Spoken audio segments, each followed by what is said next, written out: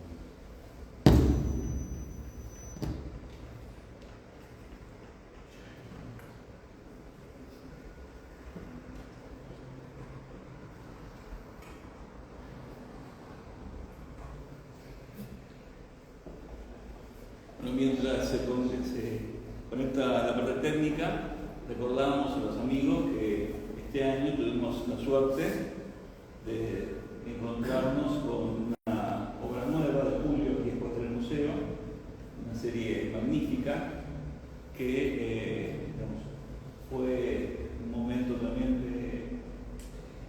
de alegría para nosotros poder encontrar esa muestra que después se imprimió, que fue exhibida en la ARMAD y que otra puerta de esa muestra después se siguió en otros pasos.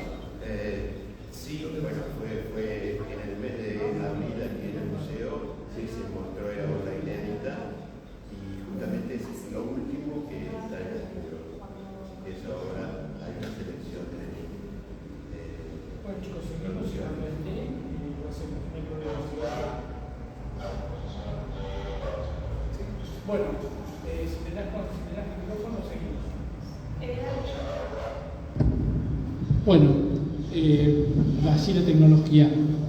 No hay problema, sigamos porque esto es una sumatoria. No sé qué pasó. Bueno, no. Sí, ¿me escuchan sin micrófono?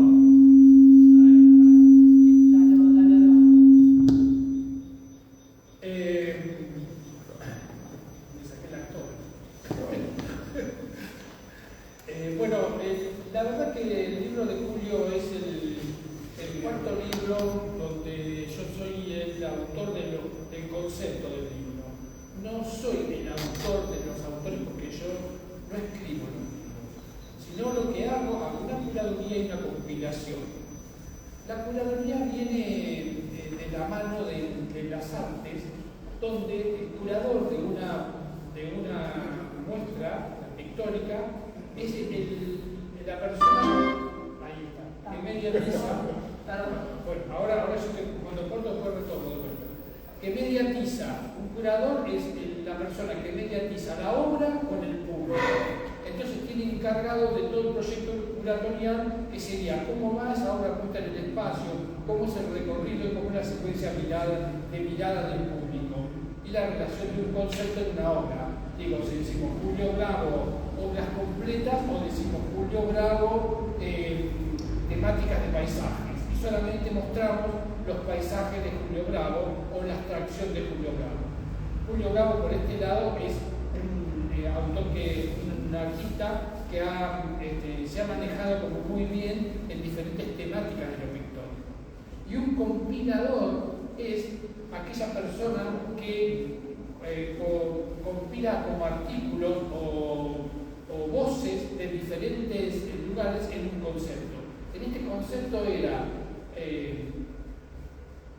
preguntarle a la gente que había sido compañera y parte de la trayectoria de Julio Bravo, quién era Julio Bravo, para que esa gente y esas diferentes voces definieran quién era él. ¿Sí? Y desde un lugar como muy cercano como concepto curatorial y de compilación, que esas palabras nos acerquen a un artista y no nos distancien académicamente, porque los que venimos del mundo académico tenemos un discurso bastante crítico y abroquelado con respecto al público, o sea, nos entendemos los que nos entendemos. Y este libro tiene el concepto de divulgación y de presentar a toda la gente, a lo que más podamos llegar, un libro. Entonces lo crítico de la academia no nos servía para esto, como tampoco nos sirvió, por lo menos en el concepto de GEPA, de Gestión Editorial para Artistas, que es la editorial que acabo de crear, los libros anteriores. Carlos Di Pasco, escenógrafo, Germán Gente, escenógrafo, Jorge Ferrari, escenógrafo. Son 3 libros de escenografía. Y ahora estamos preparando uno sobre Graciela Galán, escenógrafa, sobre todo el libro de escenografía. Eso tiene nacimiento en la universidad, en la Facultad de Arte de la Universidad de Carrillo, y ahora es un desprendimiento privado, ¿no? Los de escenógrafos sí, yo dirijo la Universidad Nacional del Centro de la Provincia de Buenos Aires, en la Facultad de Arte, un instituto de estudios escenográficos en artes escénicas y audiovisuales, ¿sí? Que nos dedicamos también a toda la parte de dirección de arte, y tengo un grupo de 15 investigadores trabajando en eso. Vamos a eso, porque ahí ya presento un poquito. Me encanta la improvisación.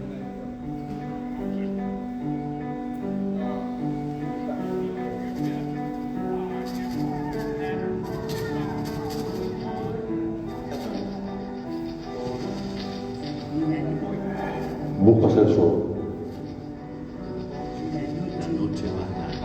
La obra es una extensión mía, puesta a disposición de la visión de los otros. Y ahí ya la obra voló. Ahora sí.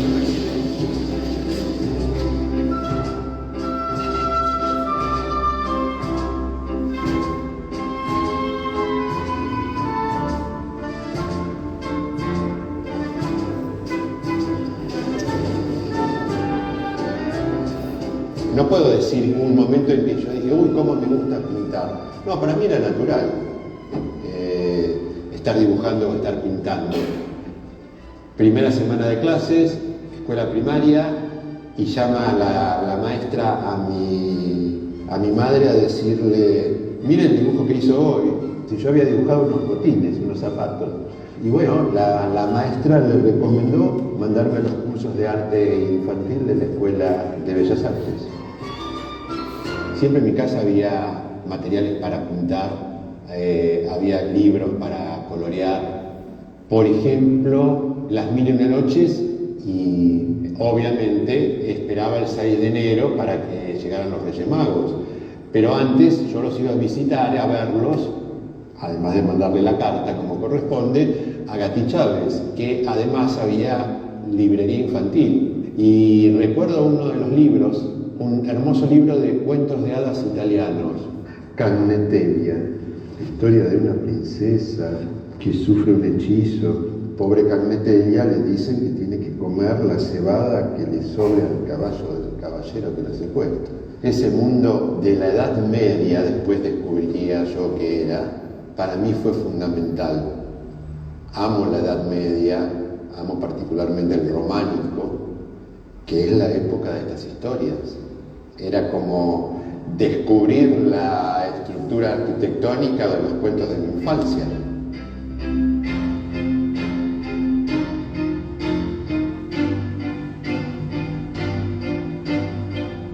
Yo tuve una formación académica muy clásica. Yo era un gran lector, ya en la adolescencia leía teatro, me encantaba leer teatro, y empecé a ver mucho cine y mucho teatro. Y eso para mí fue fundamental en mi formación como artista. Este vals, este vals, este vals, este vals, de sí, de muerte y de coñac, que moja su cola en el mar. Pero lógicamente luego de esa formación tan académica, uno siente la necesidad de liberarse, de saltar al otro extremo. Entonces, en mis primeras obras hay una ruptura de la forma, cuasi cubista. Posteriormente las formas se desdibujan tanto que terminan siendo obras casi abstractas. Yo en un momento trabajaba en dibujo por un lado, en pintura por otro, y hasta que se unificó también las nuevas tecnologías, pero como una herramienta, no como un fin en sí mismo. Lo único que yo hice 100% digital fue la serie de Arte y Artes.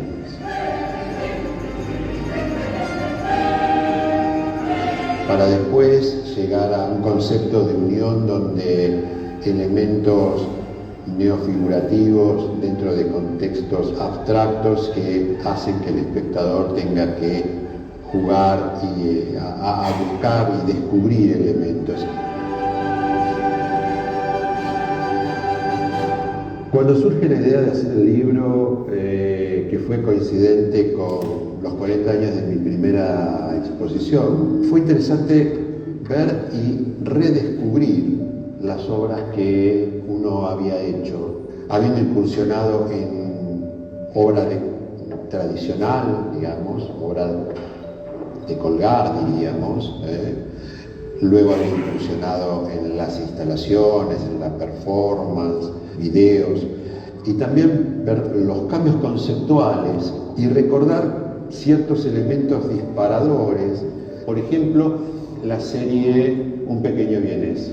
Está inspirada en un poema de Federico García Lorca, de su libro Poeta en Nueva York, y yo siempre pensé lo difícil que sería llevar a imágenes a ese poema. Muy complejo, y años pasaron y yo sabía que en algún momento lo iba a hacer. Y salió una serie de las más complejas que tuve para realizar. Y una serie que se llamó Evocaciones y Prodigios del Camino de Santiago. A mí siempre me gustó el mundo medieval y particularmente la historia del apóstol Santiago. Un día me puse a pensar en lo que sentirían aquellos peregrinos y cómo los recuerdos se les deberían de mezclar esas imágenes que habían visto a lo largo del camino, las que habían visto en Compostela, y ese fue el elemento disparador para esa serie. Y precisamente esa fragmentación en los recuerdos es una característica de mi obra, la fragmentación. Puedo estar pasando meses sin estar tocando un pincel o preparando papeles o frente a la computadora, pero la que está funcionando es mi cabeza, está creando ahí, está pensando en lo que se viene. Y yo me pongo a trabajar cuando ya tengo estructurado en mi cabeza la idea clara de una serie de trabajos, no de un trabajo, sino de un conjunto. Me costaba mucho poner títulos a las obras, entonces me resulta más fácil poner el título a una serie, ¿no? Entonces 20 obras llevan un título de la serie. Mis padres, y son los que me dieron la libertad para hacer lo que considerara mi vocación, siempre nos apoyaron, siempre dijeron: sean honestos con ustedes mismos, sean creativos, pero eso sí, trabajen duro en lo que elijan. Y eso lo dieron para los 3 hijos. Los 3 hermanos siempre hemos seguido la carrera de los otros. Y yo admiro a mi hermano Jorge y admiré la obra que ha dejado Carlos, lamentablemente trunca.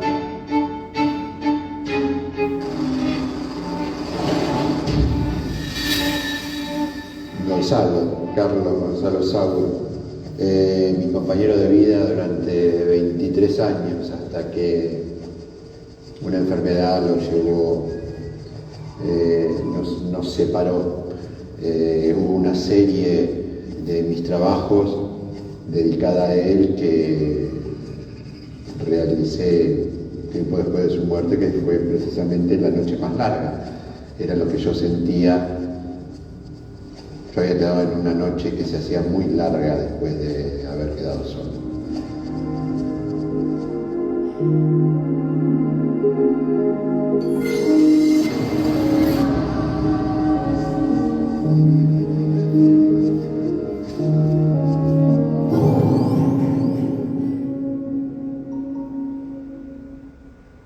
El arte es reflejo de una sociedad, no podemos analizarlo fuera de un contexto social, un tiempo y un espacio en el que estamos inmersos.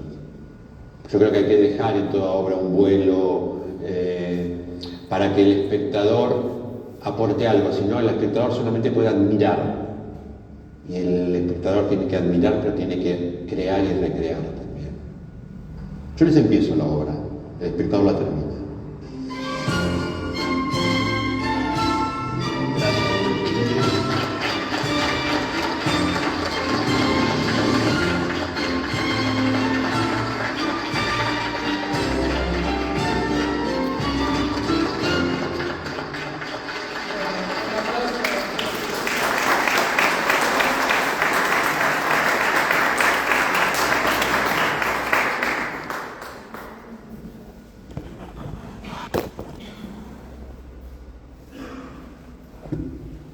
Bueno, yo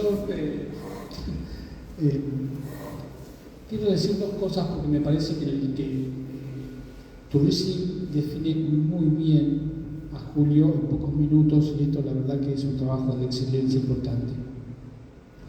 Lo único que quiero decir que Julio es prolífico, pero prolífico y aborda diferentes temáticas y diferentes técnicas. Y que eso, para mí, es un mundo de la infancia. Él es hijo y nieto de ferreteros y sus primeros juegos fueron en una ferretería.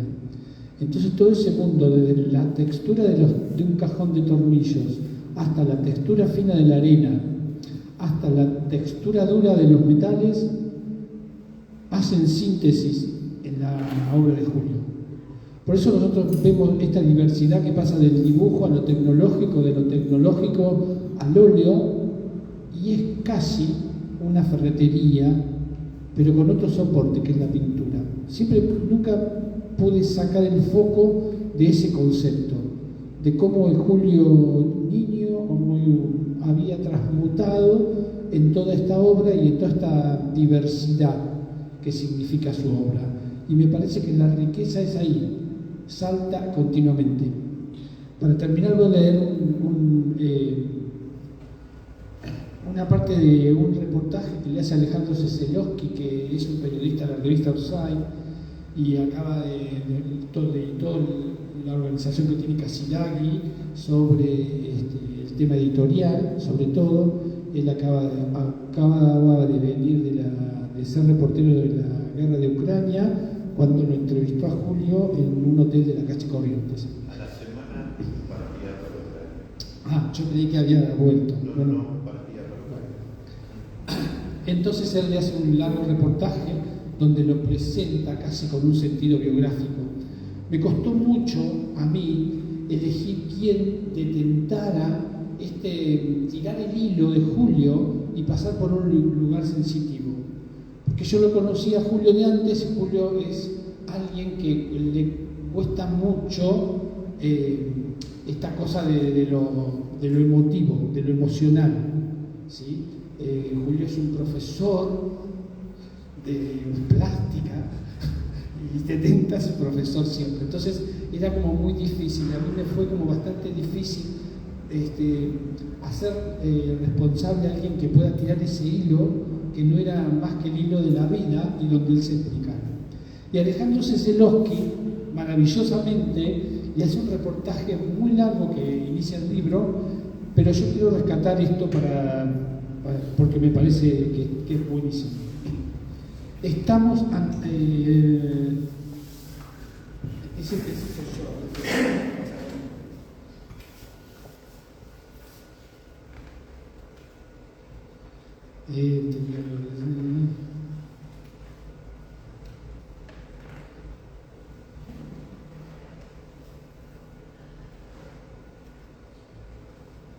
Perdón, pero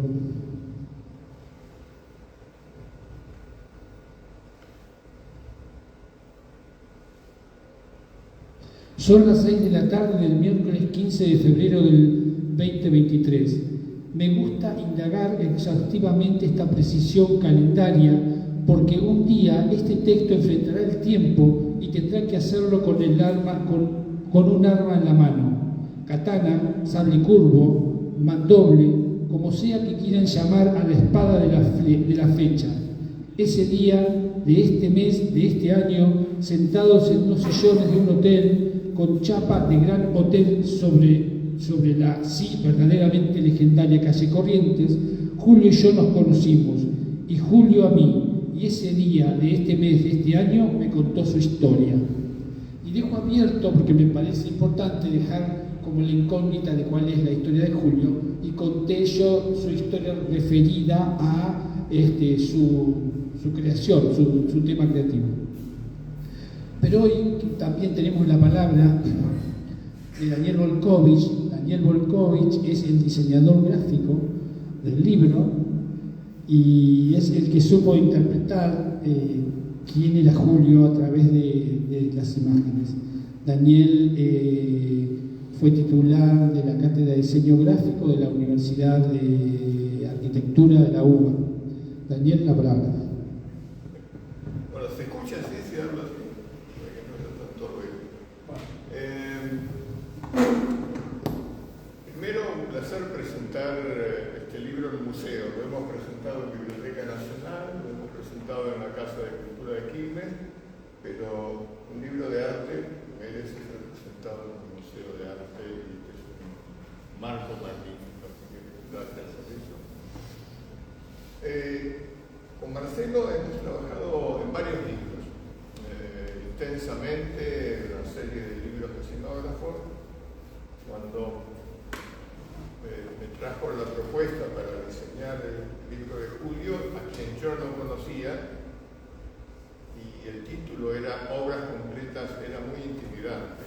Obras Completas, yo empecé a ver dibujos de 4 años, dije, estas obras completas van a dar para 4 tomos, pero el trabajo de curaduría que hizo Marcelo y la selección realmente fue agudo, sutil, inteligente, y eso nos permitió, de la misma forma que el video en pocos minutos nos da una imagen de Julio, el libro tenía que dar una imagen de Julio, tenía que construir una narrativa, no debía ser un catálogo de arte, no eran las obras, pasar las obras, había que darle la intimidad de conocer a Julio a través de sus textos y el vínculo con las imágenes. Y eso llevó mucho tiempo, ¿no? Fueron meses y meses de trabajar bajo la supervisión de Julio, porque si hay algo que debía suceder es que él tenía que sentirse identificado con ese libro. O sea, no podía ser el libro de otro, era su libro. Y creo que llegamos a un excelente resultado, gracias fundamentalmente a la obra de Julio, al trabajo de Marcelo, aquellos que escribieron muy inteligentemente, porque son miradas sobre Julio muy diferentes. Entonces, construyen un abanico absolutamente completo de la persona, del artista, de su sensibilidad. Como decimos los editores, todo lo que está bien en el libro es mérito de Julio y Marcelo. Si hay algo que está mal, es culpa mía. Ahora te toca el cuento.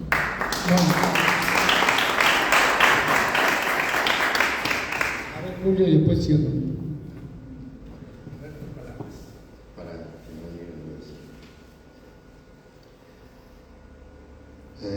Bueno, buenas tardes y muchas gracias por estar aquí. Hay una sentencia oriental llena de sabiduría que dice: cuando hables, procura que tus palabras sean mejores que el silencio. ¿Sí? Por eso vamos a dejar 5 minutos en silencio. Como buen maestro, Muy orientado. Pero hagamos de cuenta que pasaron los 5 minutos y no le voy a hacer caso a esta sentencia oriental, ¿sí? Porque estamos en Occidente. Y corresponde agradecimientos, como siempre. Bueno, obviamente a la gente que hizo posible este libro y que tengo el honor de que el nombre esté en la tapa, pero fundamentalmente en mi obra, que en mi proyección esté en el interior de ella. Así que, bueno, fue un largo y arduo trabajo de sintonía y también algunos puntos lógicos de discusión, lo cual eso enriquece todo trabajo con Marcelo, también con los distintos bocetos de diseño que llegaban a través de Marcelo para mí y había que ver, leer, devolver y demás. Y bueno, también en el caso de Marcelo Turrisi es el director que siempre hizo, desde hace muchos años, hace los videos de mis instalaciones, mis performances y mis exposiciones, de manera que me conoce muy bien y para mí fue un placer que él dirigiera este pequeño video, este corto. Y yo creo que lo bueno cuando uno trabaja en equipo, cuando uno hace el trabajo del artista tradicional, del pintor frente al caballete, es muy solitario, ¿sí? Pero cuando trabajamos haciendo una instalación, interviniendo en un espacio, preparando una performance, ahí nos unimos con gente de otras disciplinas y si bien la idea es de uno, ese intercambio de ideas, de visiones, cuando uno tiene un equipo que se conoce mutuamente, es sumamente interesante y enriquece la obra de uno y uno tiene que estar agradecido de ese equipo. Bueno, Marcelo Turrisi siempre ha sido parte de ese equipo y yo creo que eso se nota en la carga personal y hasta emotiva que le pone al video. Y pide disculpas por no estar con nosotros, pero compromisos de trabajo le impedían estar aquí. Debo agradecer también a Walter Santo, ¿sí? Por albergarme nuevamente en este recinto, en este hermoso recinto, donde, como decíamos, ya estuve tan cómodo en el mes de abril. Y acá voy a comentar una anécdota muy personal. Cuando yo mando las invitaciones para la presentación en la Biblioteca Nacional, recibo una llamada, ¿sí?, de alguien que está aquí presente, de la señora Vilma Diermen. Y Vilma me dice: tenés que presentar esto en La Plata. Sí, tenés que hacerlo en el museo, tenés que hablar con Walter. Y yo estaba con la mente en la primera presentación, que inicialmente iba a ser la única, ¿no? Luego van surgiendo las otras. Bueno, Vilma, sí, lo voy a hacer, lo tengo en cuenta. Bueno, cuelgo y al minuto me llama Walter, no se habían comunicado, había recibido la invitación Walter, y Walter me dice: mirá, te invito para que lo presentes en La Plata. Y yo le digo: no pudieron haberse comunicado tan rápido. La gente de La Plata tiene telepatía. Entonces, bueno, lo agradecí, volví a llamar a Vilma para decirle lo que pasaba, y bueno, y gracias a estas dos personas hoy estamos acá. Así que le agradezco a ellos y por supuesto le agradezco a todas las personas que nos acompañan. Pero también debo agradecer, y si nos ponemos a agradecer hacia atrás, tengo que agradecer a no sé, mis tatarabuelos, pero me voy a quedar en alguna generación por ahí. Yo a Vilma la conozco gracias a un gran amigo mío, que es Sergio Bataglia, que está allí sentado delante de Vilma. Y bueno, es este proceso, ¿no?, que uno a veces no sabe, uno conoce a una persona, conoce otra, y después se va formando una red que es maravillosa, que nos hace plenos, que nos hace felices, que potencia nuestra comunidad como personas, como sociedad y como personas creativas. Así que gracias, especialmente gracias. Y bueno, los agradecientes de siempre, ya se decía en el video, los que estimularon fueron mis padres. Mis padres nos dieron a los tres hermanos un gran bagaje de libertad, de elementos como para ser creativos y de libertad para llevar adelante lo que quisiéramos ser, ¿sí? Yo no recuerdo mi infancia sin estar asociada a libros y a materiales de pintura o de dibujo, ¿sí? Yo recuerdo las noches de invierno en la cocina, mi madre cocinando, mi padre escuchando los programas de fútbol, porque era un fanático del fútbol. Tenía un defecto, sí, era de Boca, pero bueno, eso lo dejamos pasar.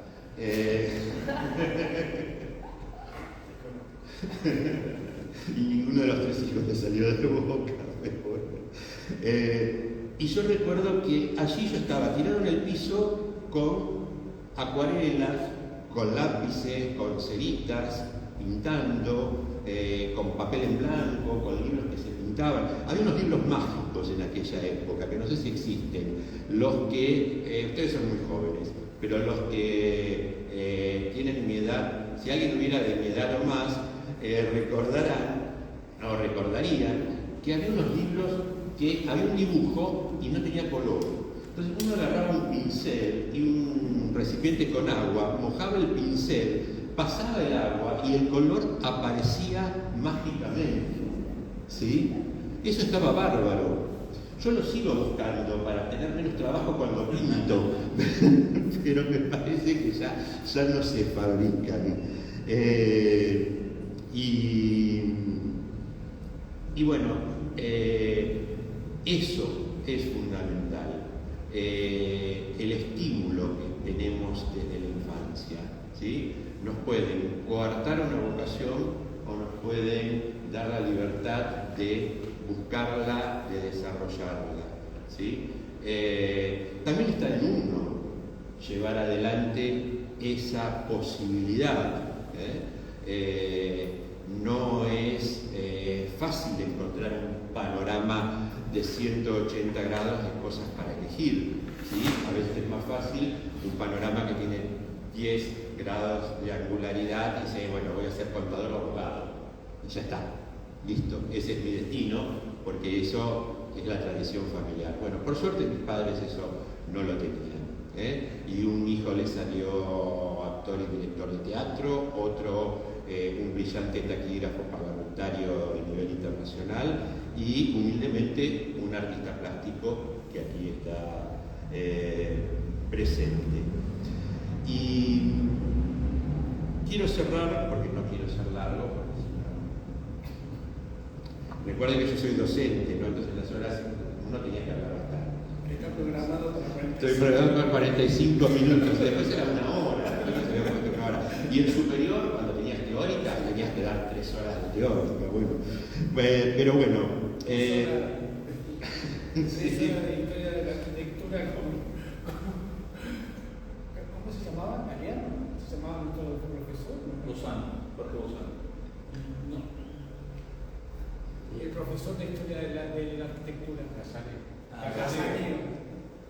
3 horas de teórico por Casaneo. Bueno, acá tenés varios arquitectos. Bueno, me da aliento. Yo con 2 horas me conformo.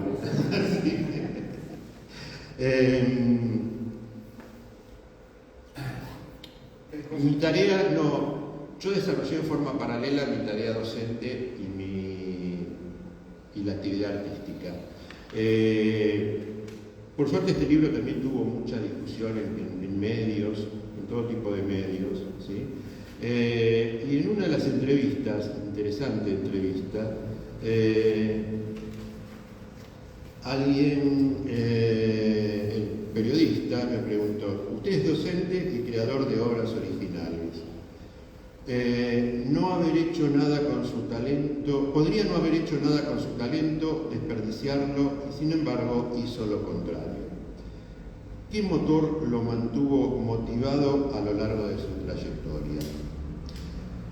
Y para mí eso no fue difícil hacerlo en forma paralela. Sí fue a veces agotador, porque el tiempo no alcanzaba, porque en Argentina es difícil vivir del arte, entonces hay que tener otra actividad, y la docencia... Yo soy un artista plástico, pero no dejo de ser un docente, y no lo voy a dejar de ser nunca, ¿sí? Porque creo en el rol fundamental que un docente, que la educación tiene en una sociedad.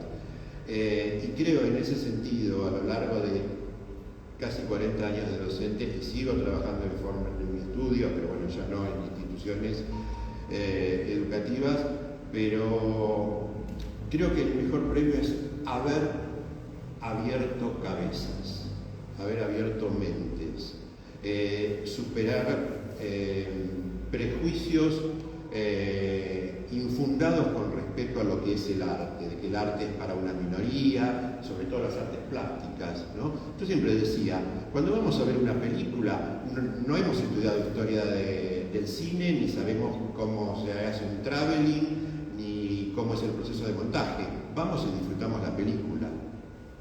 Y la interpretamos, cada uno de nosotros la interpreta de una manera distinta, ¿sí? Bueno, no sé por qué con las artes plásticas hay un prejuicio de que no, eso es para una élite. Y no es así, pasa lo mismo. Frente a una obra de arte, los espectadores tenemos que ser creativos. Y lo bueno que tiene el arte del siglo XX en adelante es que permite que el espectador termine la obra. Yo siempre le digo, yo no termino la obra, yo dejo abierta esa obra, ¿sí? Y estas palabras no son mías, se acuerdan del concepto de obra abierta, ¿no? Tanto en la literatura como en el teatro, en el cine, de Humberto Eco. Pero, ¿para qué? Para que luego haya tantas obras finalizadas como espectadores tenga esa obra. Hay una cosa que a mí me gusta mucho, cuando yo estoy exponiendo en una galería sobre todo, ¿sí? Que entra gente en una galería de arte, Me gusta, por supuesto, la inauguración, pero me gusta estar presente cuando va el público y no me conoce. ¿Sí? Porque entonces escucho los comentarios sin inhibiciones que hace la gente. Entonces, ay, mirá, a mí me parece que yo acá encuentro tal cosa. No, mirá, ahí aparece, yo veo una nariz con los dos ojos, no las ves, y yo a veces descubro cosas que no habían estado en mi intención, ni las había visto. Bueno, eso es la gran posibilidad que tenemos los artistas, ¿sí? Y recuerdo, para romper esa idea de que el arte es para una élite, un concepto de Borges. Alguien puede preguntarse, ¿para qué sirve el arte? ¿Para qué sirve? La respuesta es, ¿para qué sirve un amanecer? ¿Para qué las caricias? ¿Para qué el olor al café? Sirven para la emoción, sirven para el placer, sirven para vivir. En definitiva, es una celebración de la vida, ¿sí? Como lo es en este momento estar compartiendo este tiempo con ustedes. Y por último, voy a cerrar con una referencia a un libro de una escritora belga, que es mi escritora favorita, que es Marguerite Yourcenar. En un libro que se llama Opus Nigrum, el personaje, libro que recomiendo, el personaje que está viviendo una época muy similar a la que vivimos nosotros en estos momentos, una época de cambio. Nosotros estamos a caballo entre dos periodos totalmente distintos, ¿sí? Este personaje veía que el mundo medieval se venía abajo y que iba a venir algo nuevo, algo distinto. Nada que ver con lo que estaba viviendo. Pero su gran conflicto existencial era que él era el único que se daba cuenta. El resto era inconsciente de eso. Y eso le creaba un vacío existencial. Entonces decide salir a recorrer el mundo. Yo estoy convencido de que todos nosotros estamos en la misma situación. Hay un periodo que está muriendo, me refiero a nivel histórico, y lo vemos donde en el concepto de que ya algunos valores no nos satisfacen. Pero ¿qué es lo que nos genera angustia? Que no hay valores todavía que reemplacen a esos, porque todavía no llegaron los tiempos nuevos, ¿sí? No llegó el cambio de la Edad Media a la modernidad.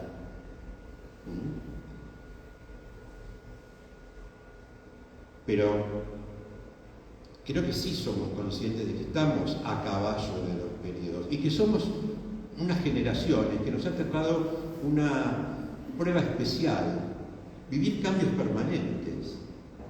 Yo, que como les decía soy mayor que ustedes, recuerdo que cuando estaba dibujando por allí, yo llamaba por teléfono a la casa de mi bisabuela y me atendía la telefonista, la operadora, y me decía número.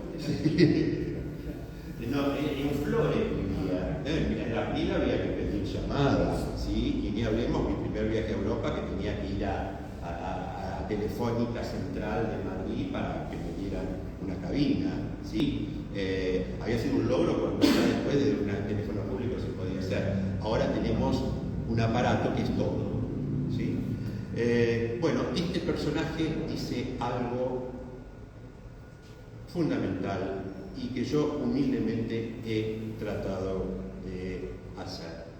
Dice, todo el mundo, al menos una vez en la vida, debería dar una vuelta por fuera de su propia celda.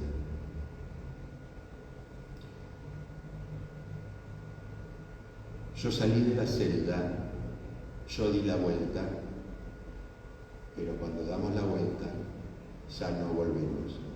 Y eso es maravilloso. Muchas gracias.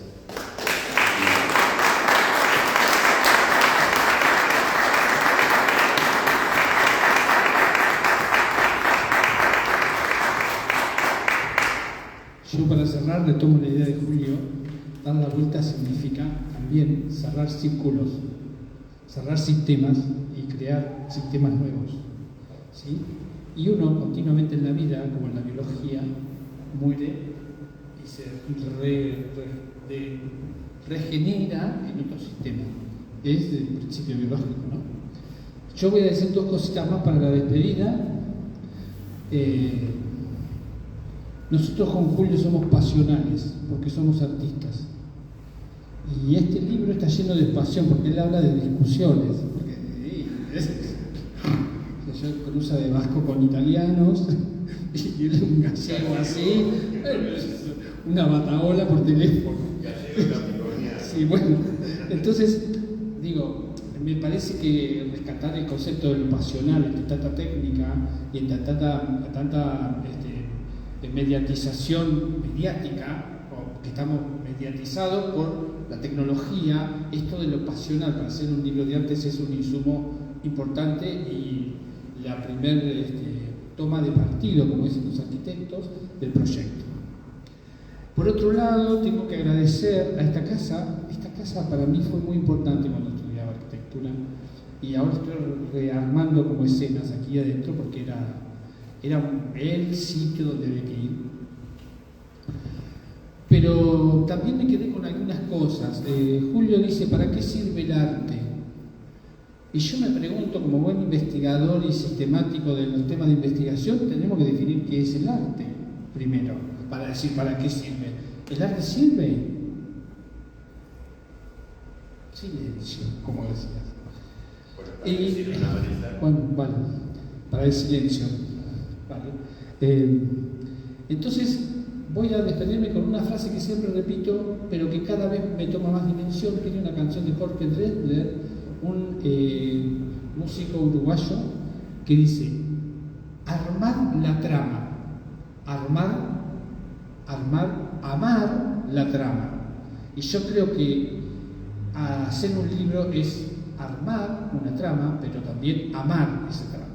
Gracias.